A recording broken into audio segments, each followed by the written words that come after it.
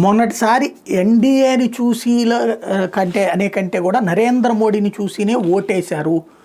అదే సందర్భంలో ఓట్లు తగ్గడానికి కారణమైంది నిరుద్యోగము, అదే సందర్భంలో కొన్ని పరిణామాలు అన్నటువంటిది ఇప్పుడు సెఫాలజిస్టులు చెప్తున్నటువంటి లెక్క. వాళ్ళ సమీక్షా సమావేశాల సందర్భంగా ధరల పెరుగుదల, నిరుద్యోగ సమస్యల వల్ల కేంద్రంలోని అధికార బీజేపీకి 2024 లోక్సభ ఎన్నికల్లో సీట్లు తగ్గాయని Centre for the Study of Developing Societies సహ డైరెక్టర్ సంజయ్ కుమార్ అన్నారు.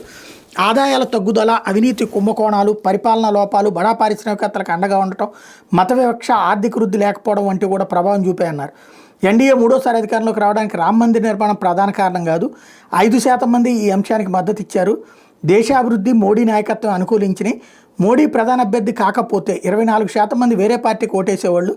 2024 లోక్సభ ఎన్నికలు రాష్ట్రాల వారీగా ఫలితాల మీద అవగాహన కార్యక్రమం మీద ఈ సమీక్ష చేసుకొచ్చారు. లోక్సభ ఎన్నికల్లో బీజేపీకి సీట్లు తగ్గడానికి కారణాలు 30% ధరల పెరుగుదల, ద్రవ్యోల్బణం అయితే 27% మేర నిరుద్యోగ సమస్య ఉంది.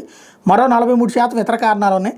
బీజేపీకి అనుకూలంగా వచ్చిన ఓట్లో దేశం అభివృద్ధి చెందుతుందని 21% మంది, మోడీ నాయకత్వానికి 20% మంది, పాలన బాగుందని 15% మంది, ప్రభుత్వ విధానాలు సంక్షేమం బాగున్నాయని 11% మంది మద్దతు తెలిపారు.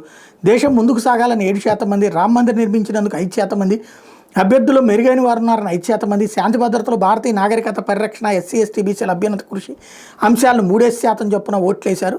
2019 ఎన్నికలకు ముందు మోడీ ప్రధాని కావాలని 47% మంది కోరుకుంటే 24లో 41% మంది ఆశించారు. బీజేపీకి ముస్లిం ఓట్లు మరింత తగ్గినాయి. హిందువుల ఓట్లు 2024లో బీజేపీకి 53% పడ్డాయి. 2019తో పోలిస్తే 1% పెరిగినాయి.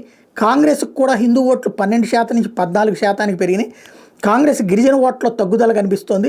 2019తో పోలిస్తే 24లో యూపీ, పశ్చిమ బెంగాల్, తమిళనాడు, ఏపీ, బీహార్, మహారాష్ట్రలో ప్రాంతీయ పార్టీలు పుంజుకున్నాయని సంజయ్ చెప్పుకొచ్చారు. ప్రారంభ కార్యక్రమానికి అంటే అక్కడ మీటింగ్ సందర్భంగా జరిగినటువంటి దాంట్లో ఎక్స్ప్లెయిన్ చేసుకొచ్చారు.